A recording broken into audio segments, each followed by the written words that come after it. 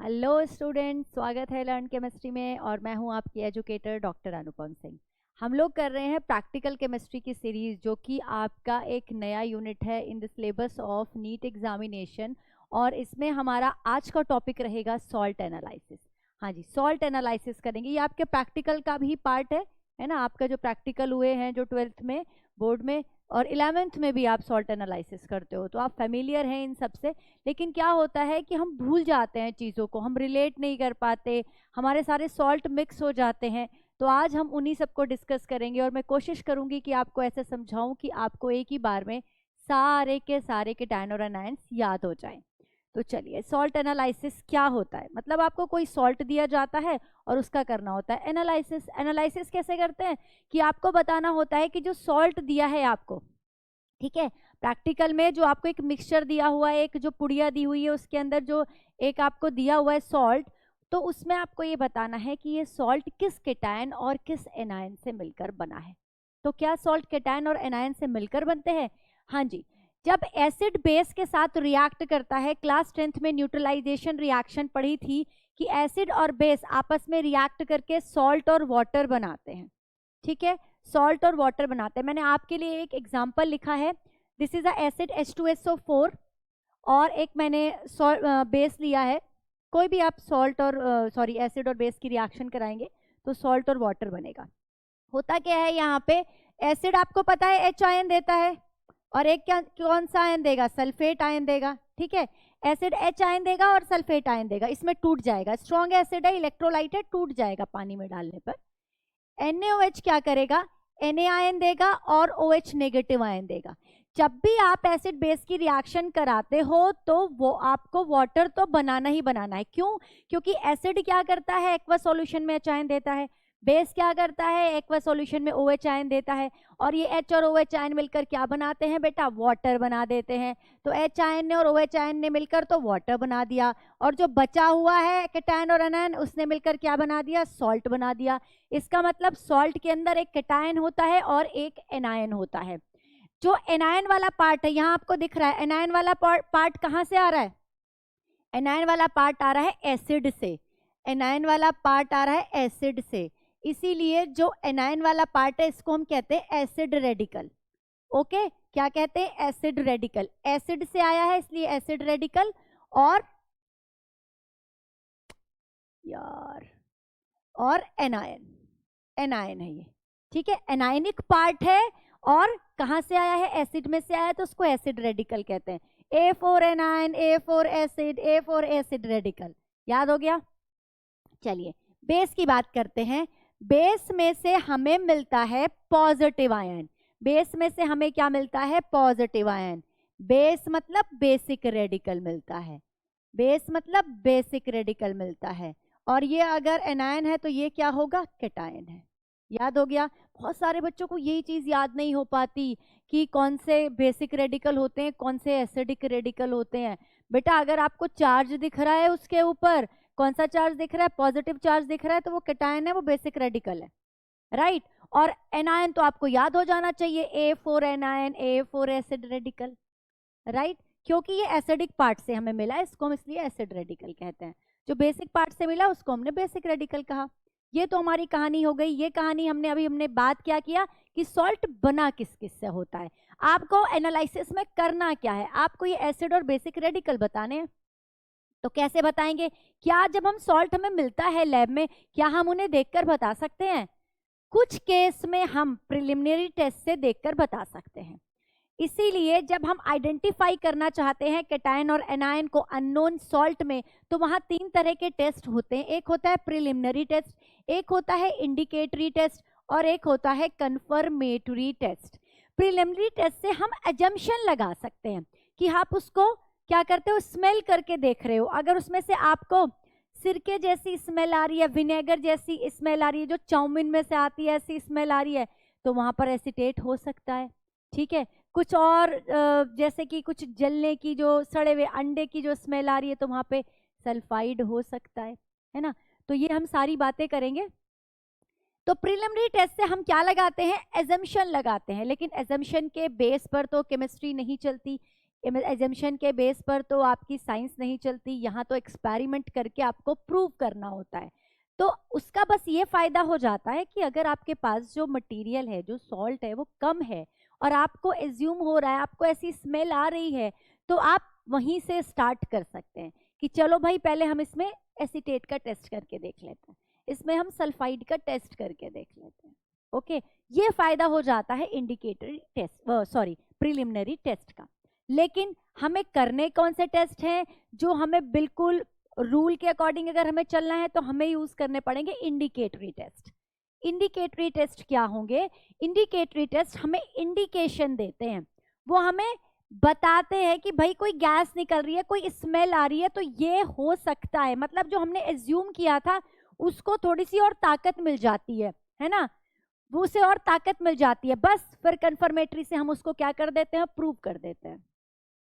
Right, बात समझ में आ गई? 3 तरह के टेस्ट करते हैं। प्रिलिमिनरी टेस्ट, आपको प्रिलिमिनरी टेस्ट भी कर सकते हो, जैसे इसमें फ्लेम टेस्ट कर सकते हो। हम बोरेक्स बीट टेस्ट की बात भी कर चुके हैं प्रीवियस वीडियो में, आप वहां जाकर पढ़ लीजिएगा। ठीक है, प्रिलिमिनरी टेस्ट आप कर सकते हो। फिर आप क्या कर सकते हो? इंडिकेटरी टेस्ट करते हो, एंड देन जब इंडिकेशन आपको कुछ मिल गया तो फिर आप उसका करो कंफर्मेशन, यानी कि कंफर्मेटरी टेस्ट। राइट, तो अब हम बात करते हैं कि इंडिकेटरी टेस्ट कौन कौन से होते हैं। प्रिलिमिनरी में हमें ज्यादा डिटेल में जाने की जरूरत नहीं है। फ्लेम टेस्ट में आपको बता चुकी हूँ, बोरेक्स बीट टेस्ट में आपको बता चुकी हूँ। ठीक है, आपको केमिस्ट्री की लैब के अंदर ये तो सिर्फ आपके फायदे के लिए होता है कि भाई आपने चलो सारे एनायन न स्टार्ट करके, सारे कैटायन न स्टार्ट करके कहीं बीच में से स्टार्ट कर लिया, लेकिन तरीका क्या है कि आपको 1 बाय 1 देखना होता है। यहाँ तो हमें समझना है, मुझे आपको पढ़ाना है, तो मैं आपको स्टेप बाय स्टेप पढ़ाऊंगी कि आप चलेंगे कैसे लैब के अंदर।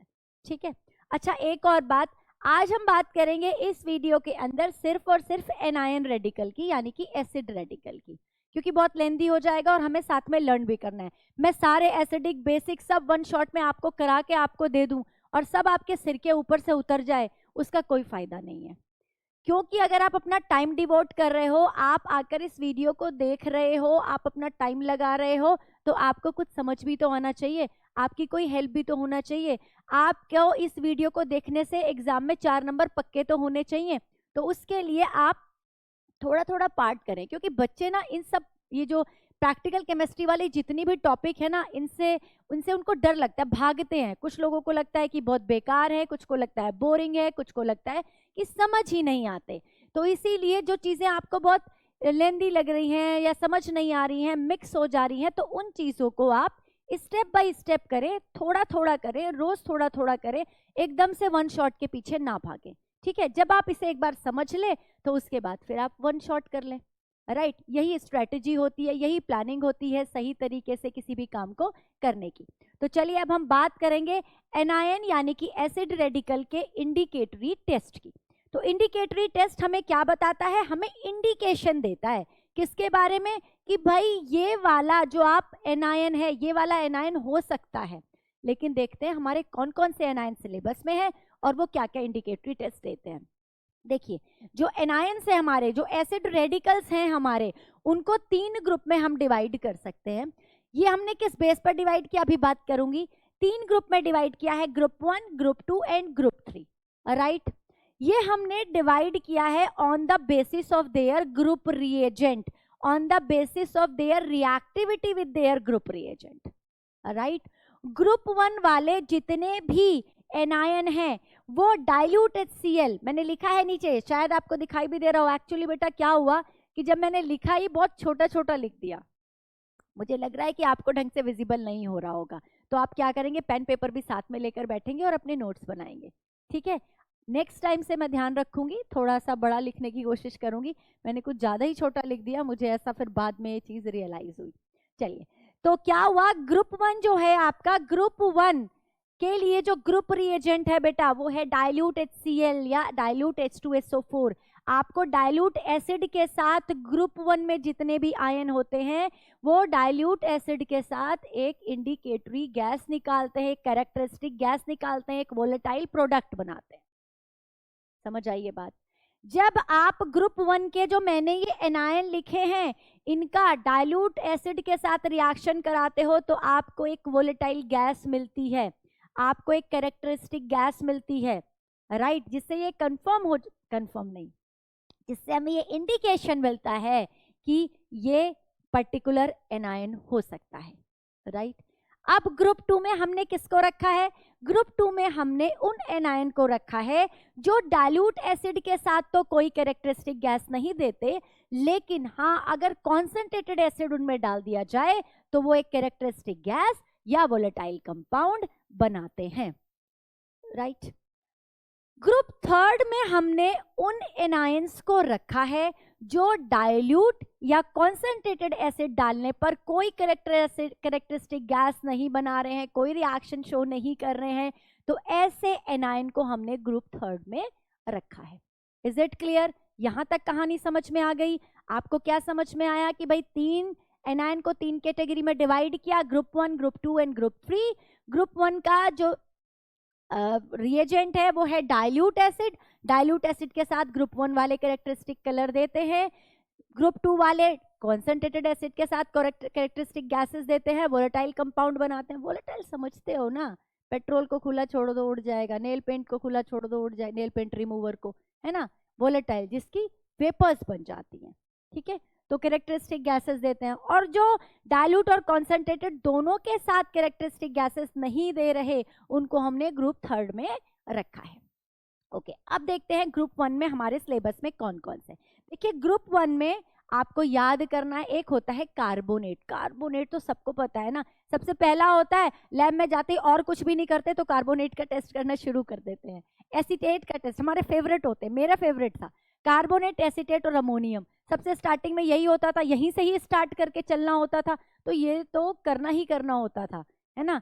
कई बार ऐसा होता था कि सारे कंप्लीट नहीं हो पा रहे, पीरियड ओवर हो गया, लेकिन फिर नेक्स्ट दिन जब स्टार्ट किया फिर वहीं से स्टार्ट करना होता था। तो ये तो आपका फेवरेट वाला होता है, आपको याद होता है कार्बोनेट, क्योंकि कार्बोनेट को 10th में भी बहुत जम के पढ़ा है हमने, है ना, उसकी सारी रिएक्शन पढ़ी है हमने 10th में। कार्बोनेट के हमने सारे सॉल्ट भी पढ़े हैं, ठीक है, जैसे वॉशिंग सोडा वगैरह पढ़ा था, ठीक है। तो कार्बोनेट हमारा ग्रुप 1 का क्या है? एक एनायन है। साथ में होता है sulphite, sulphite SO3-2, it is not sulphate, it is sulphite SO3-2, sulphate तो ये बैठा है यहाँ पे, है ना, SO3-2 सल्फाइट। दूसरा है सल्फाइड, बिल्कुल इसके जैसा ही, इसकी भाई बहन है सल्फाइड, सल्फर के ऊपर S के ऊपर -2 सल्फाइड। और नाइट्राइट, ये 4 आपको याद करने हैं इन ग्रुप 1। तो ग्रुप 1 में आप मेरे साथ याद करेंगे, कार्बोनेट होता है, सल्फाइट होता है, और एक सल्फाइट जैसा ही दूसरा सल्फाइड होता है, और एक नाइट्राइट होता है। कार्बन, नाइट्रोजन और सल्फर के एलिमेंट प्रेजेंट होते हैं इन 3, जो 4 हमारे एनायन हैं उनमें कार्बन, नाइट्रोजन और सल्फर प्रेजेंट होते हैं, ठीक है, CNS।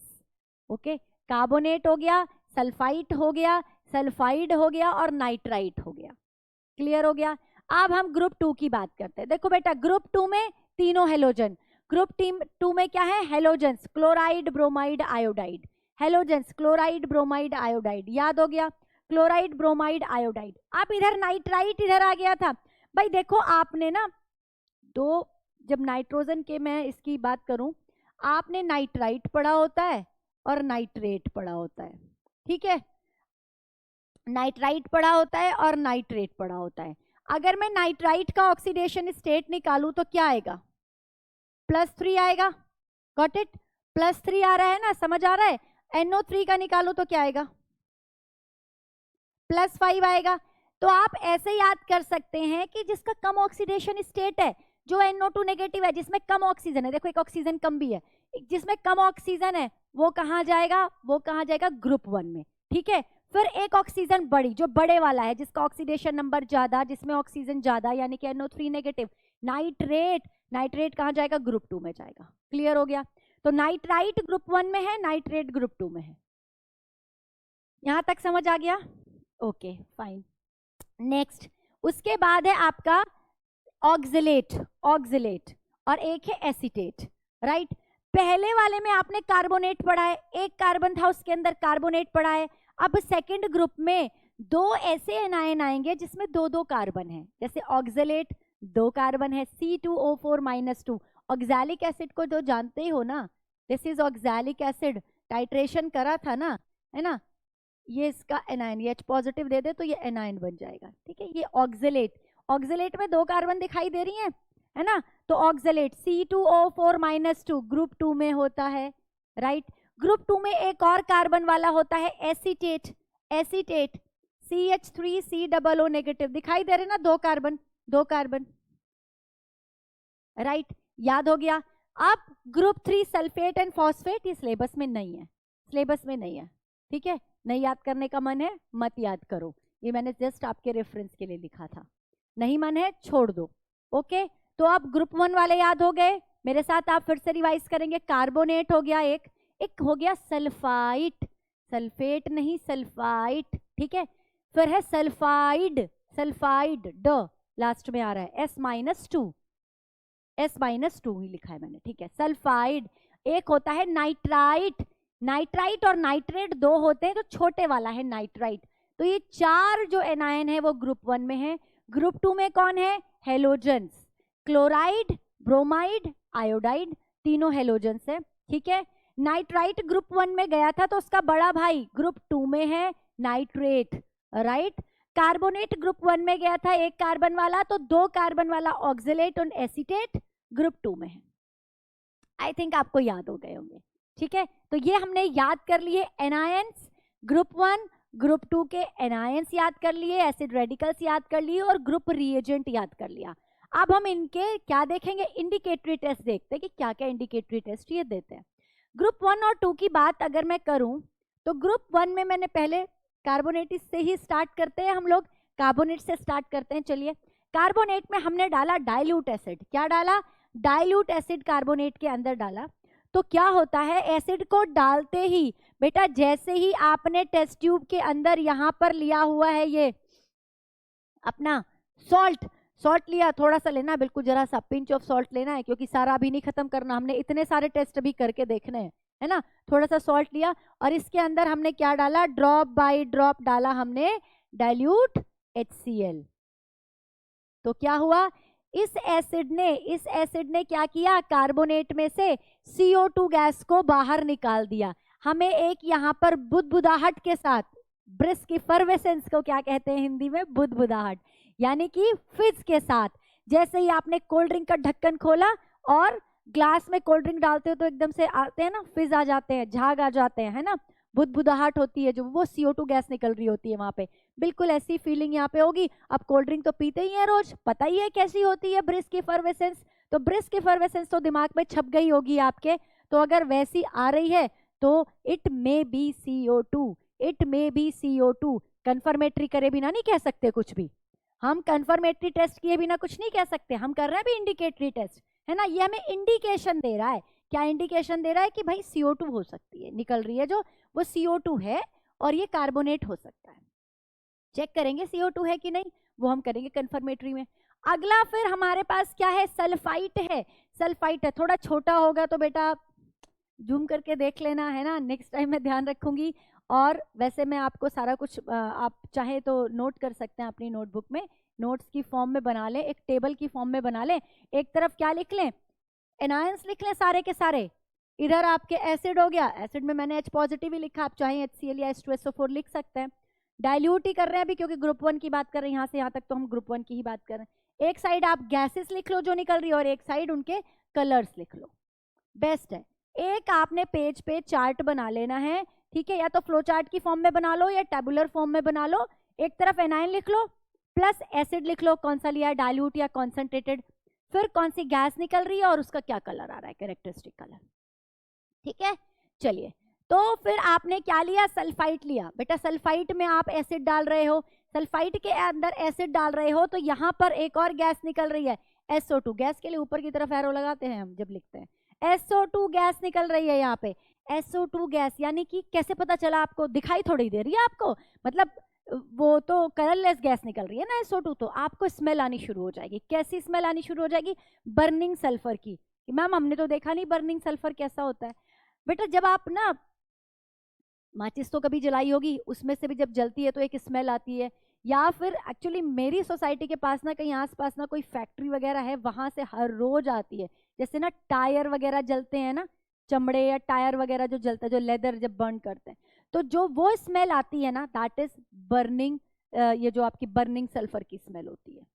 ठीक है, तो अगर आपको ऐसी स्मेल आ रही है, जब आप लैब में काम करते हो ना, जब आप लैब में काम करते हो, सॉल्ट एनालिसिस करते हो 11th में 12th में और कई कई बार करते हो, तो ये सारी जो स्मेल होती है ना आपके यहाँ सेट हो जाती है। अच्छा ये CO2 निकल रही है, अच्छा ये बर्निंग स्मेल होती है। आपको ना कैरेक्टरिस्टिक कलर, आपको जो स्मेल्स है ना वो भी समझ आने लगती हैं, पहचान पड़ने लगती है ना। कोई ऐसे ही बंदा उठ के चला जाएगा, पहली बार करेगा तो उसको टाइम लगेगा है ना याद करने में, स्मेल को समझने में, लेकिन आप लोग तो इंटेलिजेंट बच्चे हो, केमिस्ट्री के स्टूडेंट हो, आपको ये सारे आपने एक्सपीरियंस ले रखा होगा बर्निंग सल्फर का भी। तो नेक्स्ट है सल्फाइड। सल्फाइड, अब सल्फाइड में जब आप एसिड डालोगे, अगर तो आपका जो आपने सॉल्ट लिया, यहाँ पे पिंच ऑफ सॉल्ट लिया हुआ है आपने, बिल्कुल जरा सा, क्योंकि इतने सारे टेस्ट आप कर रहे हो, इसमें फिर से आपने एसिड डाला, अगर इसमें से आपको सड़े हुए अंडे की स्मेल आई है ना, इस स्मेल से अलग स्मेल होगी, ये इस स्मेल से अलग स्मेल होगी। ठीक है, रोटन एग स्मेल, सड़े हुए अंडे की स्मेल। जो लोग अंडे खाते हैं, कभी तो उनके घर में अंडे सड़ जाते होंगे, टूट जाते होंगे, कुछ आती होगी स्मेल, देखो मुझे नहीं पता, बस मैंने लैब में स्मेल की है, तो गंदी सी जो स्मेल आती है रोटन एग स्मेल, उससे ये कंफर्म नॉट सॉरी, उससे हमें ये अंदाजा लग जाता है ना, ये इंडिकेशन मिल जाता है कि वो जो गैस है वो कौन सी है, वो H2S गैस होगी। बाद में इसको कंफर्म कर लेंगे। और हमारे सॉल्ट के अंदर सल्फाइड हो सकता है, हमारे सॉल्ट के अंदर सल्फाइड एनायन हो सकता है। ठीक है, नेक्स्ट, अब आपने, अगर आपको ये स्मेल नहीं मिलती, अगर ये आपको स्मेल नहीं मिलती, तो फिर आप क्या करोगे, फिर आपको क्या मिल सकती है, क्या मिल सकती है, अगर आपके सॉल्ट के अंदर नाइट्रेट आयन होगा, नाइट्राइट आयन होगा, it's a nitrite, nitrite ion होगा, तो वहां पर आपको रोटन एग स्मेल नहीं मिलेगी, वहां पर आपको ब्राउन कलर की वेपर्स आते हुए मिलेगी, वहां पर आपको ब्राउन कलर की वेपर्स आते हुए मिलेंगी, जो NO2 की हो सकती है। NO2 की जो गैस होती है, जब NO2 गैस निकलती है, वो ब्राउन कलर की फ्यूम्स निकलती है वहां पे, तो ब्राउन कलर की पंजेंट स्मेल आएगी, ब्राउन कलर की गैस निकलेगी, तो इसका मतलब वहां पर नाइट्राइट आयन हो सकता है। ठीक है, ये बात क्लियर हो गई। इसको एक बार और देख लेते हैं। देखिए हम क्या करेंगे, एक टेस्ट ट्यूब के अंदर, बेटा हमने टेस्ट ट्यूब के अंदर थोड़ा सा सॉल्ट लिया, पिंच ऑफ सॉल्ट लिया, और इसके अंदर हमने ऐड किया डाइल्यूट एसिड, है ना, HCl या H2SO4 दोनों में से कोई भी कर सकते हो। आपने क्या किया, डाइल्यूट एसिड ऐड किया। जब आपने इसके अंदर डाइल्यूट एसिड ऐड किया, डाइल्यूट एसिड ऐड करते ही, सॉल्ट के अंदर डाइल्यूट एसिड ऐड करते ही अगर बुदबुदाहट होने लगे, झाग से बनने लगे, है ना, कोल्ड ड्रिंक जैसी फीलिंग आने लगे, जैसे बॉटल से कोल्ड ड्रिंक डाल रहे हो ग्लास में, ऐसे वाली फीलिंग आपको आने लगे, तो इसका मतलब वहां पर कार्बोनेट होने के चांसेस हैं। ब्रिस्क इफर्वेसेंस क्या शो करेंगे, CO2 गैस निकल रही है, कार्बोनेट होने के चांसेस हैं। लेकिन अगर डाइल्यूट एसिड आप डालते ही आपको कैसी स्मेल आने लगे, बर्निंग सल्फर की स्मेल आने लगे, है ना, जैसे कि आपने क्या कहते हैं टायर जला दिया हो, ऐसी स्मेल आने लगे, अलग सी स्मेल आने लगे, तो इसका मतलब वहां पर सल्फाइट हो सकता है सॉल्ट के अंदर।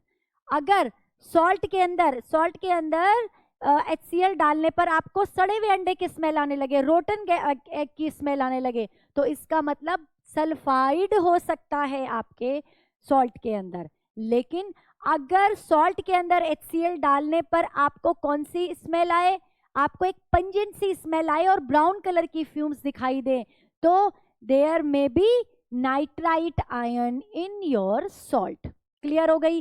कैरेक्टरिस्टिक्स जो गैस निकलती हैं, जो कैरेक्टरिस्टिक कलर आपको मिल रहे हैं, या फिर जो स्मेल आ रही है, ये आपको क्या दे रही है बेटा, इंडिकेशन दे रही है किसी पर्टिकुलर आयन की। क्लियर हो गई ये बात, यहां तक क्लियर है, यहां तक याद हो गया। कार्बोनेट में CO2 निकलेगी, सल्फाइट के अंदर SO2 निकलेगी, सल्फाइड के अंदर H2S निकलेगी, और नाइट्राइट के अंदर NO2 निकलेगी। ठीक है, इनके कैरेक्टरिस्टिक कलर्स भी याद हो गए या स्मेल भी याद हो गई आपको। This is the indicatory test. अब अगर डाइल्यूट डालने पर कुछ नहीं निकला, डाइल्यूट एसिड डालने पर कुछ नहीं निकला, मतलब ना तो आपको ब्रिस्क इफरवेसेंस आई, ना आपको सल्फर की आई, ना रोटन गैस आई, ना ब्राउन फ्यूम निकली, तो बेटा अब आप क्या करें, सॉल्ट लें दोबारा से और उसके अंदर डालें कॉन्सेंट्रेटेड एसिड, उसके अंदर डालेंगे कॉन्सेंट्रेटेड एसिड। कॉन्सेंट्रेटेड एसिड डालने पर अगर आपको कलरलेस गैस मिल रही है तो वो HCl हो सकती है। कलरलेस गैस मिल रही है तो वो HCl हो सकती है।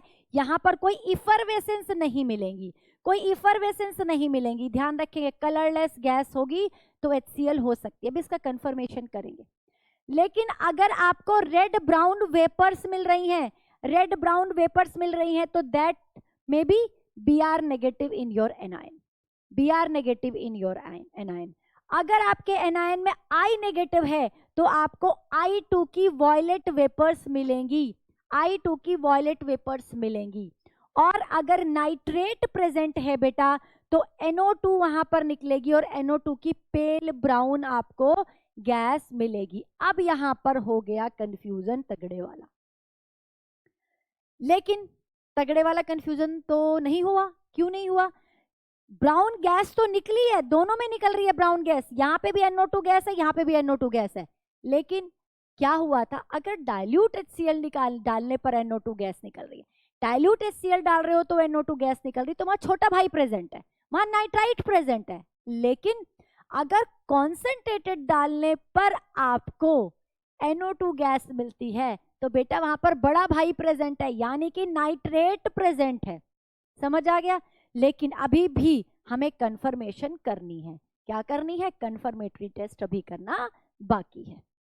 चलिए, ऑक्सिलेट हो सकता है अगर वहां पर कलरलेस गैस निकले, कलरलेस गैस निकले लेकिन इफरवेसेंस के साथ निकले, क्योंकि जब ऑक्सिलेट की आप एसिड के साथ रिएक्शन करते हो तो carbon monoxide plus carbon dioxide दोनों का मिक्सचर निकलता है।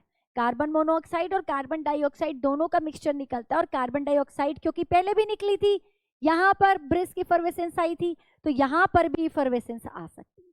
तो अगर आपने डाइल्यूट HCl के साथ इफरवेसेंस आ रही है तो कार्बोनेट प्रेजेंट है, एक कार्बन वाला।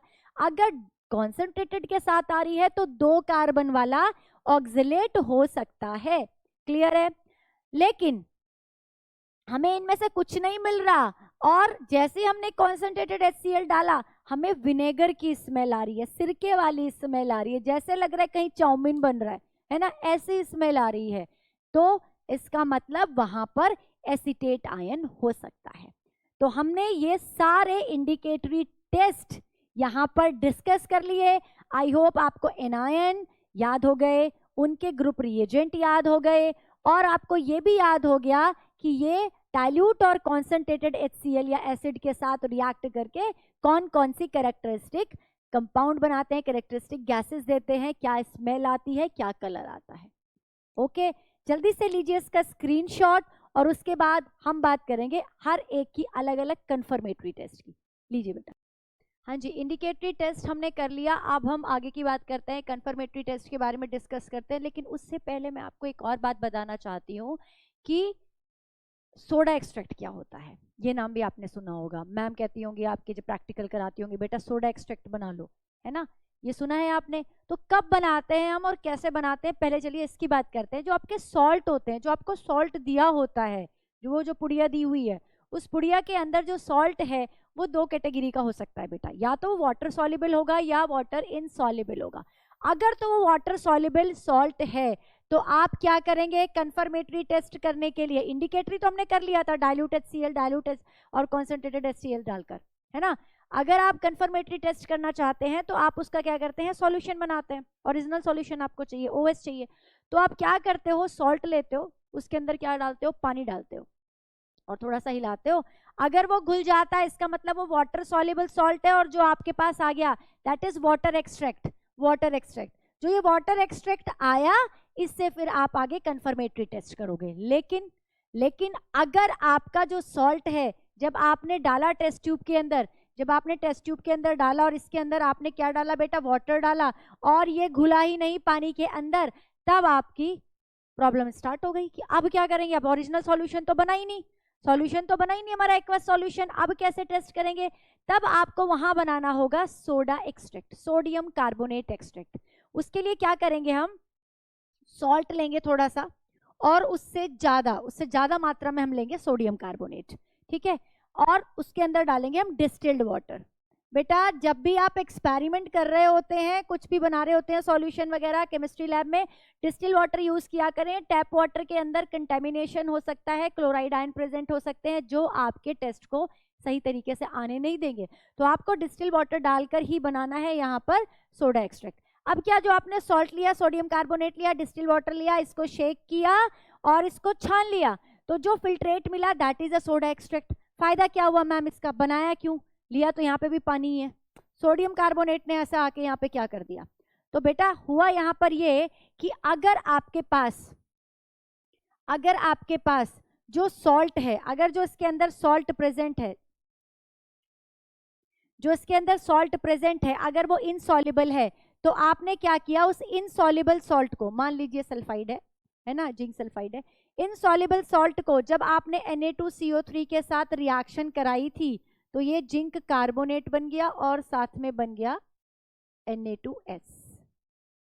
अब ये जो Na2S है, अब पहले सल्फाइड जिंक के साथ जुड़ा हुआ था, नहीं घुल रहा था, लेकिन अब जब सल्फाइड सोडियम के साथ जुड़ गया, तो जो सोडियम सॉल्ट बनाना, सोडियम सॉल्ट अधिकतर सारे के सारे क्या होते हैं, वाटर सॉल्युबल होते हैं। क्या होते हैं, वाटर सॉल्युबल होते हैं।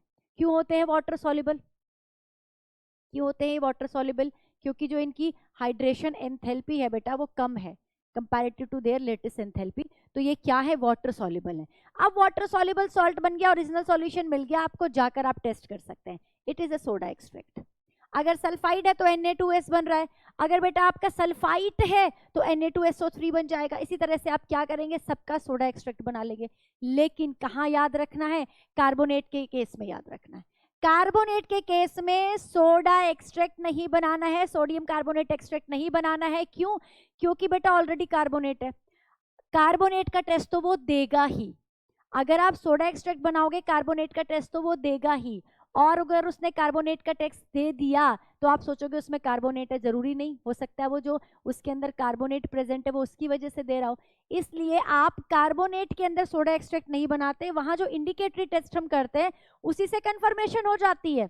हाँ जी, उसी से ही कंफर्मेशन हो जाती है। देखिए कैसे, मैंने आपको जब इंडिकेटरी कराया था, कंप्लीट इंडिकेटरी नहीं कराया था। क्यों नहीं कराया था, क्योंकि मुझे पता था कार्बोनेट में आगे जब हम डिस्कस करेंगे तो वही उसका कंफर्मेटरी है, तो जब मैं कंफर्मेटरी कराऊंगी तब बता दूंगी।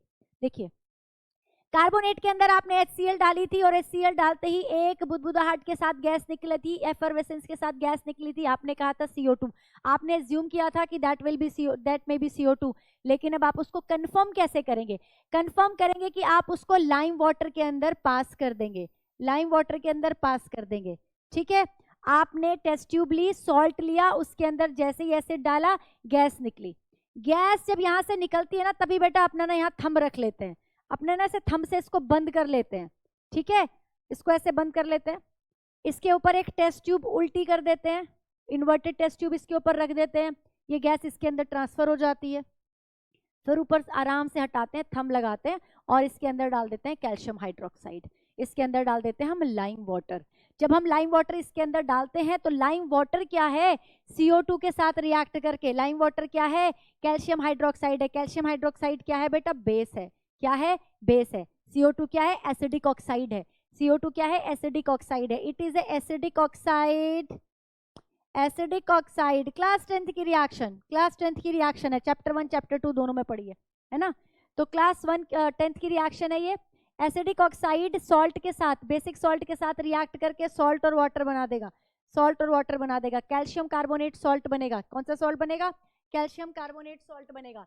और ये जो कैल्शियम कार्बोनेट सॉल्ट है बेटा, ये व्हाइट कलर का होता है, ये व्हाइट कलर का होता है। तो टेस्ट ट्यूब के अंदर आपको मिल्की अपीयरेंस दिखाई देता है ना, मिल्की अपीयरेंस दिखाई देता है, तो उसका कंफर्म हो जाता है कि यहाँ पर जो आपने गैस पास की है वो CO2 है।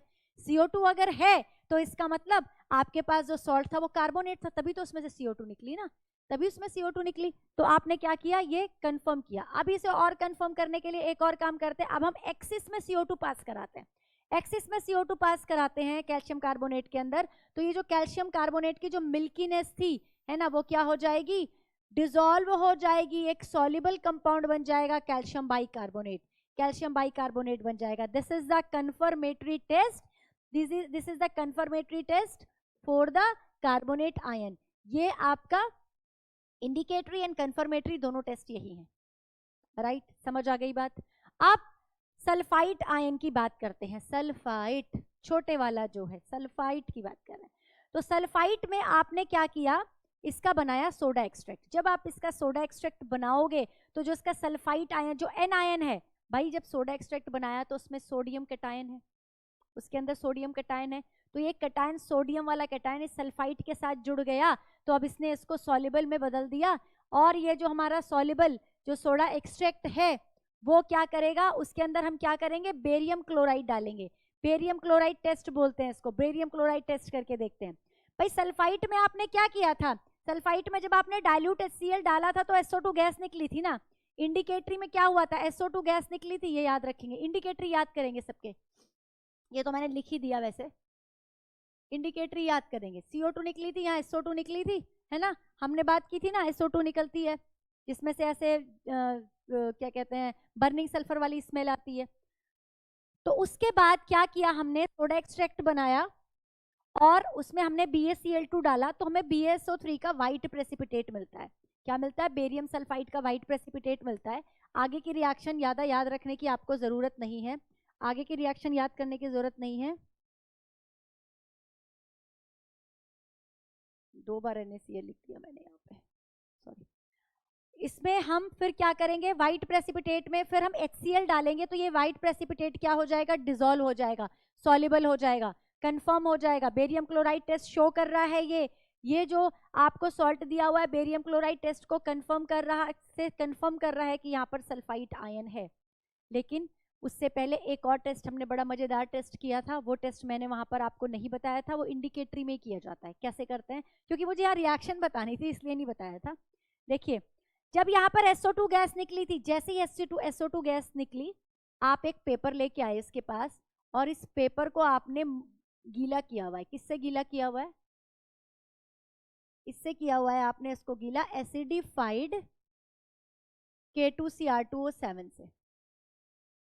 किससे गीला किया हुआ है आपने, एसिडिफाइड K2Cr2O7 से। जो K2Cr2O7 होता है वो ऑरेंज कलर का होता है, ये जो पेपर है वो ऑरेंज कलर का पेपर हो गया, क्योंकि जैसे आपने पेपर को गीला किया तो वो ऑरेंज कलर का हो गया। अब इस पेपर को आप क्या करेंगे, इस पेपर को मान लो यही टेस्ट ट्यूब है, इसके अंदर से SO2 गैस निकल रही है, यहाँ पर आपने पेपर लेकर आए इसके पास, जो कि कैसा है, ऑरेंज कलर का है। तो ये बेटा पेपर ग्रीन कलर का हो जाता है, ये पेपर ग्रीन कलर का हो जाता है। इंडिकेटरी टेस्ट, इंडिकेशन मिल गया भाई, जो निकलने वाली गैस है वो SO2 है। क्या हो गया इंडिकेशन, हमें निकलने वाली गैस क्या है, SO2 है ना। और फिर बेरियम क्लोराइड से हमने कंफर्मेशन कर लिया, बेरियम क्लोराइड से हमने कंफर्मेशन कर लिया। SO2 गैस ने जब ग्रीन किया था कलर को, वो भी कंफर्मेटरी टेस्ट था। उस टेस्ट को पोटेशियम डाइक्रोमेट टेस्ट कहते हैं। होता क्या है यहाँ पर, होता क्या है, रिएक्शन को पूरा याद करने की जरूरत नहीं है। डी ब्लॉक एलिमेंट में ये रिएक्शन पड़ी है, डी ब्लॉक में ये रिएक्शन पढ़ते हो। आपने वहां पढ़ा है कि जो K2Cr2O7 होता है स्ट्रॉन्ग ऑक्सीडाइजिंग एजेंट होता है। क्या है, ये ऑक्सीडाइजिंग एजेंट है। तो ये ऑक्सीडाइजिंग एजेंट क्या करेगा, किसी दूसरे को ऑक्सीडाइज करेगा, खुद रिड्यूस हो जाएगा। तो ये सल्फाइड आयन को, ये जो सल्फाइड आयन है, मैं यहाँ पे दोबारा से लिख लेती हूँ आपके लिए, Cr2O7-2 सल्फाइड आयन के साथ रिएक्ट करेगा और उसको सल्फेट आयन में कन्वर्ट कर देगा और खुद रिड्यूस हो जाएगा क्रोमियम +3 में। क्लियर है, खुद रिड्यूस हो जाएगा क्रोमियम +3 में। और आप जानते हैं Cr2O7-2 ऑरेंज कलर का होता है और क्रोमियम +3 ग्रीन कलर का होता है, due to the formation of this chromium +3, due to the formation of this chromium +3, due to the reduction of Cr2O7-2, ये जो आपका पेपर था वो कैसा हो गया था बेटा, ग्रीन कलर का हो गया था, जिससे कंफर्म हो गया निकलने वाली गैस SO2 गैस है, और जो आपके पास सॉल्ट है उसके अंदर एनायन कौन सा है, सल्फाइट एनायन है। ओके, क्लियर हो गए ये दोनों एनायन। अब हम तीसरे एनायन की बात कर लें। तीसरे की करते हैं बात, sulphide, sulphide anion, sulphide anion S-2। अच्छा, सल्फाइड आयन में क्या हुआ था इंडिकेटरी में, रिकॉल करो इंडिकेटरी में क्या हुआ था, HCl डाला था, H2S गैस निकली थी, रोटन एग वाली स्मेल वाली, रोटन एग के स्मेल वाली क्या निकली थी बेटा, यहाँ पर H2S गैस निकल रही थी। राइट, समझ आ गई ये बात, ठीक है। अब हमने क्या किया, इस सल्फाइड आयन का हमने सोडा एक्सट्रैक्ट बना दिया, जो सॉल्ट दे रखा था उसका सोडा एक्सट्रैक्ट बना दिया। कैसे बनाया, सोडा एक्सट्रैक्ट बनाना आता है, थोड़ा सा सॉल्ट लिया, सोडियम कार्बोनेट लिया, डिस्टिल वाटर लिया, शेक किया, फिल्टर किया, filtrate is our soda extract. अब इस सोडा एक्सट्रैक्ट के अंदर आप दो टेस्ट करेंगे। अब ये दोनों टेस्ट बड़े मजेदार हैं, क्योंकि दोनों टेस्ट प्रीवियस वीडियो में आप रिवाइज कर चुके हैं। कौन से टेस्ट नहीं है, जब हमने ऑर्गेनिक कंपाउंड में सल्फर का एस्टिमेशन किया था, ऑर्गेनिक कंपाउंड के अंदर सल्फर का एस्टिमेशन किया था, वहां भी ये टेस्ट किए थे, वहां भी हमने ये वाले टेस्ट किए थे, ठीक है। कौन सा टेस्ट, पहला था सोडियम नाइट्रोप्रोसाइड वाला टेस्ट, पहला था सोडियम नाइट्रोप्रोसाइड वाला टेस्ट। जब आप सोडा एक्सट्रैक्ट के अंदर सोडियम नाइट्रोप्रोसाइड डालते हो तो ये वॉयलेट कलर में चेंज हो जाता है, वहां भी यही हुआ था। तो सल्फर का एस्टिमेशन हो जाता है, सल्फर का कंफर्मेशन हो जाता है, सल्फर का क्वालिटेटिव एनालिसिस हो जाता है। Got it. दूसरा टेस्ट कि अगर आप इस सोडा एक्सट्रैक्ट में लेड एसीटेट डाल दो, लेड एसीटेट डाल दो तो आपको ब्लैक कलर का प्रेसिपिटेट मिलता है बेटा, वहां पे PBS का ब्लैक कलर का प्रेसिपिटेट लेड सल्फाइड बन जाता है। तो आपका कंफर्म हो जाता है, कंफर्म हो जाता है कि जो दिया हुआ आपके पास सॉल्ट है उसके अंदर जो एनायन है वो सल्फाइड है, उसके अंदर जो एनायन है वो क्या है, वो सल्फाइड है। क्लियर हो गया, यहां तक समझ में आ गया। जल्दी से स्क्रीनशॉट लो और बचे हुए एनायन करते हैं। हाँ जी, नेक्स्ट है हमारा नाइट्राइट आयन। नाइट्राइट आयन में बेटे हम क्या करते हैं, हमने पहले इसका इंडिकेटरी टेस्ट तो कर लिया था, अब हम क्या करेंगे, इसका हम लेंगे सोडियम एक्सट्रैक्ट और सोडा एक्सट्रैक्ट, और इसके अंदर हमने क्या डाला, H2SO4 डाला। H2SO4 डालने के बाद हम इसमें डालेंगे KI सॉल्यूशन। KI सॉल्यूशन क्या होता है, H2SO4 की प्रेजेंस में ऑक्सीडाइज होकर I2 बना देता है, और इस I2 में अब आप आगे जब इसी सॉल्यूशन के अंदर, ये जो पूरा हमारा टेस्ट ट्यूब के अंदर सॉल्यूशन है, इसके अंदर स्टार्च डालते हो तो एक डीप ब्लू कलर का कॉम्प्लेक्स बनता है, जो कंफर्म करता है कि आपका क्या है, नाइट्राइट आयन प्रेजेंट है आपके सॉल्ट के अंदर। ठीक है, समझ आ गया, ये पहला टेस्ट हो गया। दूसरा हम क्या कर सकते हैं, हम KMnO4 का भी टेस्ट कर सकते हैं, पर मैग्नेट टेस्ट भी कर सकते हैं। इसमें हम क्या करेंगे, KMnO4 एसिडिक KMnO4 डालेंगे, किसके अंदर, अपना जो सॉल्ट है उसके अंदर डालेंगे, जो हमारा सॉल्ट का सॉल्यूशन है उसके अंदर। तो क्या होगा, ये जो KMnO4 होता है एसिडिक एनवायरनमेंट में ऑक्सीडाइजिंग एजेंट का काम करता है। किसका काम करता है बेटा, ऑक्सीडाइजिंग एजेंट का काम करता है। ये NO2 नेगेटिव को तो ऑक्सीडाइज करके NO3 नेगेटिव में कन्वर्ट कर देगा और अपने आप क्या हो जाएगा, रिड्यूस हो जाएगा। जब ये अपने आप रिड्यूस हो जाएगा तो किस में कन्वर्ट होगा, Mn+2 में। देखो अगर मैं बात करूं तो यहाँ पर Mn+7 स्टेट में है and now it convert into Mn+2, तो क्या हो रहा है, रिडक्शन हो रहा है इसका, और नाइट्राइट का नाइट्रेट में है ना ऑक्सीडेशन हो रहा है। तो जो Mn+7 होता है, जो MnO4 नेगेटिव होता है, ये हमारा पिंक या वॉयलेट कलर का, ये वॉयलेट कलर का हमारा आयन होता है, और जो Mn+2 होता है वो कलरलेस होता है। तो क्या होगा, KMnO4 का कलर डीकलराइज हो जाएगा due to presence of this nitrite. Right, clear हो गया यहाँ तक। अब क्लोराइड आयन की बात करते हैं। क्लोराइड आयन के जो इंडिकेटरी टेस्ट में आपने क्या किया था, आपने इसमें डाला था कॉन्सेंट्रेटेड H2SO4। अब तक इससे पहले के जो 4 हमारे आयन थे वो डाइल्यूट HCl के साथ या डाइल्यूट H2SO4 के साथ रिएक्शन कर रहे थे। कौन कौन से थे, रिवाइज कर लेते हैं। कार्बोनेट था, सल्फाइट था, सल्फाइड था और नाइट्राइट था। ठीक है, अब हम क्लोराइड की बात कर रहे हैं, ग्रुप 2 की बात कर रहे हैं, जिसमें हमने डाला था कॉन्सेंट्रेटेड एसिड। कॉन्सेंट्रेटेड एसिड डालने पर यहाँ पर एक कलरलेस गैस बाहर आ रही थी। हमने अगर वो Cl नेगेटिव होगा, अगर हमारा एनायन Cl नेगेटिव होगा तो वो गैस क्या होनी चाहिए, HCl, लेकिन कलरलेस है। कंफर्म कैसे करेंगे, हम यहाँ पर क्या करते हैं, इस HCl गैस जब ये निकल रही होती है, जब ये निकल रही होती है तो हम NH4OH अमोनियम हाइड्रोक्साइड की बोतल में ग्लास रॉड को डालते हैं, है ना, वो ग्लास रॉड के ऊपर NH4OH लग जाता है और फिर इस टेस्ट ट्यूब के ऊपर लेके आते हैं। तो यहाँ से जो HCl गैस निकल रही होती है वो इस NH4OH के साथ रिएक्ट करती है और NH4Cl के वाइट फ्यूम्स देती है। NH4Cl का वाइट फ्यूम आते हैं बेटा, सफेद धुआं आता है। तो ये क्या होता है, हमें ये पता चल जाता है कि यहाँ पर निकलने वाली गैस HCl है। लेकिन अब और कंफर्म करना है तो हम करेंगे सिल्वर नाइट्रेट टेस्ट। कौन सा टेस्ट करेंगे? Silver nitrate test. Silver nitrate test में क्या करते हैं, ये हमने जब लास्ट जो हमारा लेक्चर था उसमें हमने वो किए थे, एलिमेंट डिटेक्शन किया था। वहां पर भी जब हमने क्लोराइड का, ब्रोमाइड का, आयोडाइड का डिटेक्शन किया था तो वहां पर सिल्वर नाइट्रेट टेस्ट किया था। तो आपको याद होना चाहिए, जब आप इस आयन के सॉल्यूशन के अंदर AgNO3 डालते हो तो आपको व्हाइट प्रेसिपिटेट मिलता है। ये व्हाइट प्रेसिपिटेट किसका है बेटा? व्हाइट प्रेसिपिटेट AgCl का व्हाइट प्रेसिपिटेट मिलता है। अब इस AgCl के व्हाइट प्रेसिपिटेट में अगर NH4OH डालते हो तो ये प्रेसिपिटेट क्या हो जाता है? डिसॉल्व हो जाता है, क्योंकि NH4OH के साथ एक सॉल्युबल कॉम्प्लेक्स बना देता है AgNH3 का होल ट्वाइस Cl। बहुत बार पूछता है आपसे, है ना, कि AgCl में NH4OH डालने पर क्या बनता है, क्या होता है? तो सॉल्युबल कॉम्प्लेक्स, इसका फॉर्मूला क्या होता है? फॉर्मूला याद होना चाहिए, AgNH3 का होल ट्वाइस Cl। इसका IUPAC नेम याद होना चाहिए आपको, ठीक है? वो तो लिखना आपको आता है ना, लिख लेंगे, होशियार बच्चे हैं। उसके बाद अगला हम टेस्ट करेंगे डाइक्रोमेट टेस्ट। एक और टेस्ट कर लेते हैं, वैसे तो कंफर्म हो गया हमारा यहीं पे, लेकिन हम एक और टेस्ट कर रहे हैं।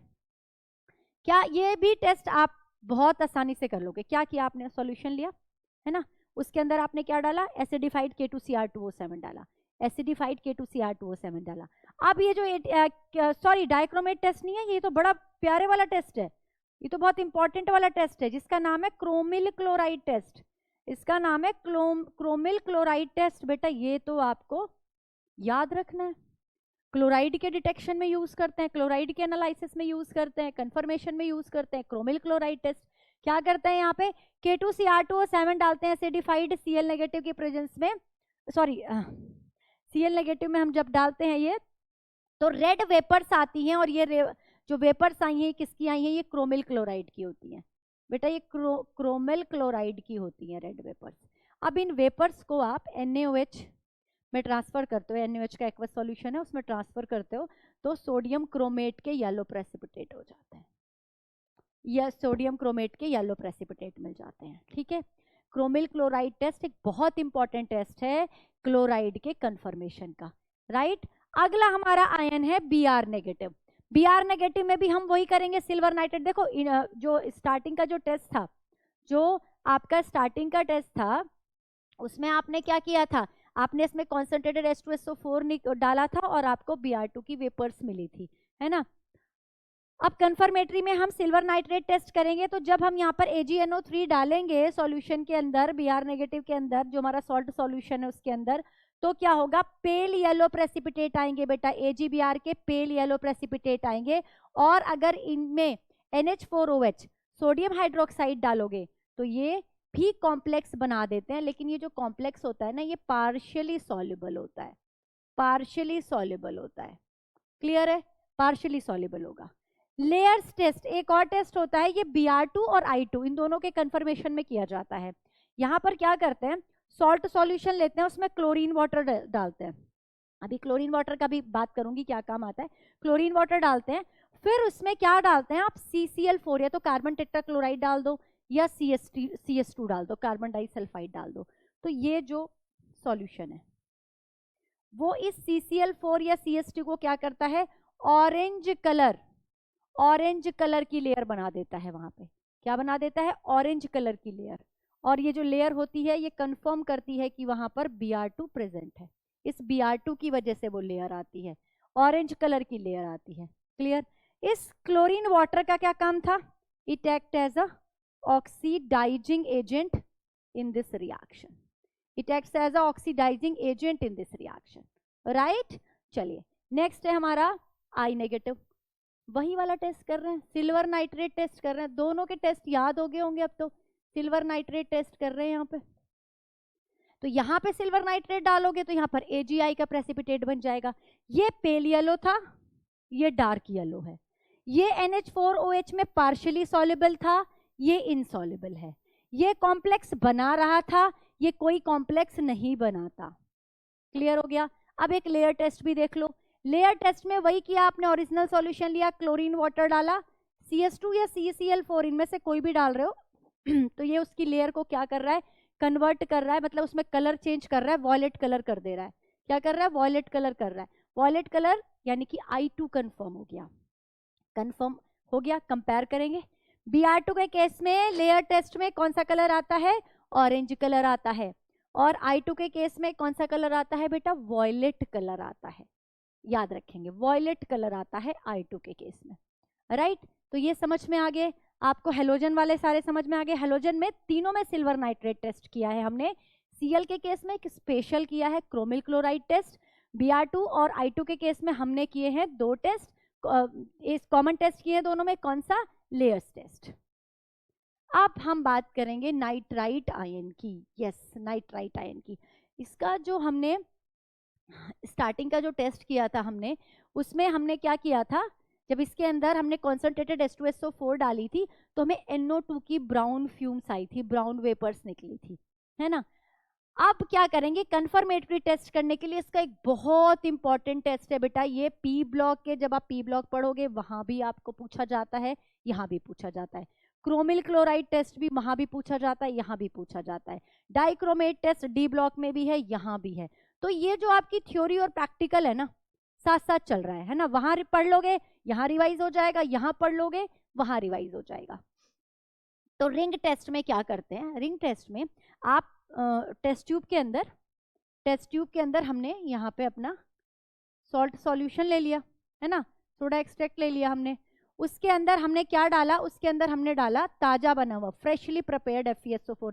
एक्चुअली FeSO4 क्या होता है, ऑक्सीडाइज हो जाता है रखे रखे, तो हम इसमें फ्रेशली प्रिपेयर्ड FeSO4 यूज करते हैं। फिर इसके अंदर आप डालोगे यहाँ पे H2SO4।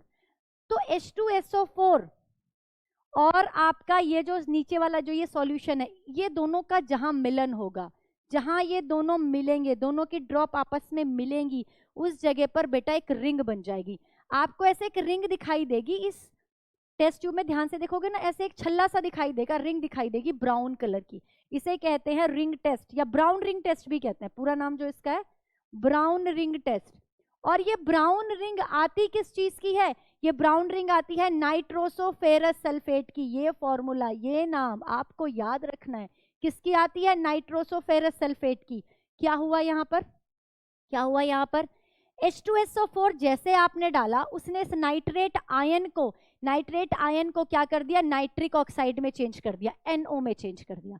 ये NO में चेंज हो गया और इस NO ने इस FeSO4 के साथ एक कॉम्प्लेक्स बना दिया, FeSO4.NO, जिसका नाम है नाइट्रोसोफेरस सल्फेट। ये है ब्राउन कलर की रिंग बनती है जो। क्लियर हो गया, नाइट्रेट समझ में आ गया। ओके, चलिए नेक्स्ट है हमारा एसीटेट आयन। एसीटेट आयन तो बहुत आसान है, एसीटेट आयन को तो हमें पहले ही पता चल गया था, जब हमने प्रिलिमिनरी टेस्ट किए तभी हमें पता चल गया कि उसमें हमने स्मेल करके देखा, तभी हमें पता चल गया कि क्या है भाई, इसमें विनेगर वाली स्मेल आ रही है। लेकिन हम कंफर्म करेंगे, हम यहाँ पर ऑक्सैलिक एसिड टेस्ट करेंगे।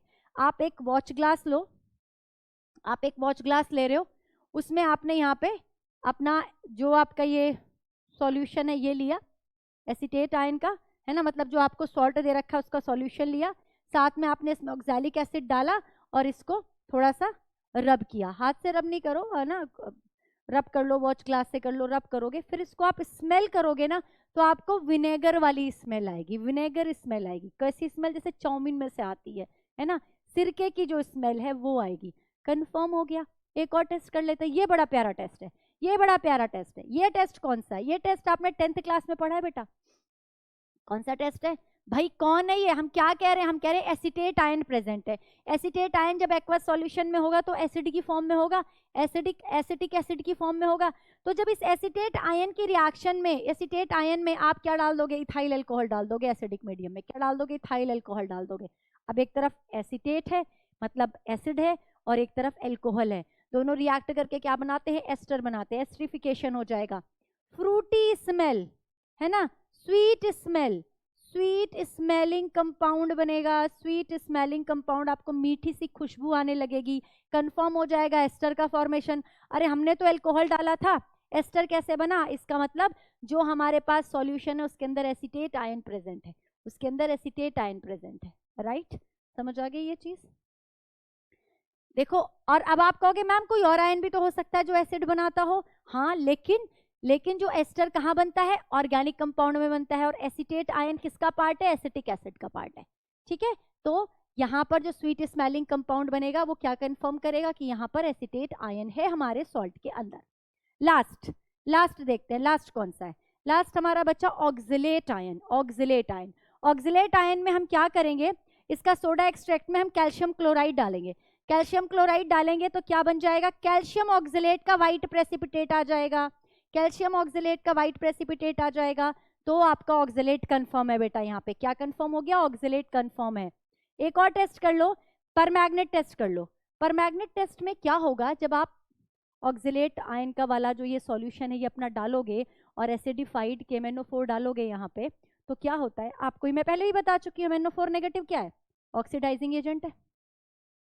इसको क्या करेगा, ऑक्सीडाइज करेगा। ऑक्सिलेट को किसमें ऑक्सीडाइज करेगा, पढ़ा है डी ब्लॉक में, इक्वेशन थी ये, आपने बैलेंस की थी बिल्कुल। इसको कन्वर्ट कर देता है CO2 गैस में, इसको कन्वर्ट कर देता है CO2 में, अपने आप क्या हो जाएगा, रिड्यूस हो जाएगा। वॉयलेट कलर डी कलरलेस में कन्वर्ट हो गया, डीकलराइजेशन हो गया KMnO4 का।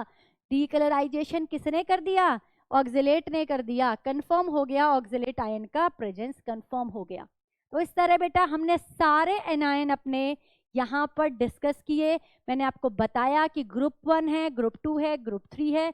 ग्रुप 1 के आयन आपको याद हो गए, उसका रिएजेंट याद हो गया डाइल्यूट एसिड। ग्रुप 2 के आयन याद हो गए, उसका रिएजेंट याद हो गया कॉन्सेंट्रेटेड एसिड। और ग्रुप 3 आपके सिलेबस में है नहीं। हमने सबके इंपॉर्टेंट कंफर्मेटरी टेस्ट भी यहाँ पर डिस्कस कर लिए। आई होप आपके जो एनायन की प्रॉब्लम हो गई होगी ना, वो आपकी एकदम सॉल्व हो गई होगी, आपको सारे याद हो गए होंगे एनायन, है ना। अगर आपको ये वीडियो अच्छी लगी तो अपने दोस्तों के साथ भी बेटा इसको शेयर कीजिए और चैनल को सब्सक्राइब कीजिए। और आप इसके अलावा और क्या वीडियो देखना चाहते हैं, आप किस टॉपिक को डिस्कस करना चाहते हैं, किस टॉपिक का रिवीजन करना चाहते हैं, वो भी आप कमेंट बॉक्स में ज़रूर लिखिएगा। फिर मैं उसके अकॉर्डिंग ही प्लान करूंगी और नेक्स्ट वीडियो हम उसी के अकॉर्डिंग लेकर आएंगे।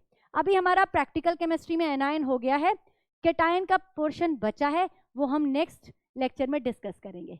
तब तक पढ़ते रहिए ऐसे ही और बढ़ते रहिए। Thank you so much.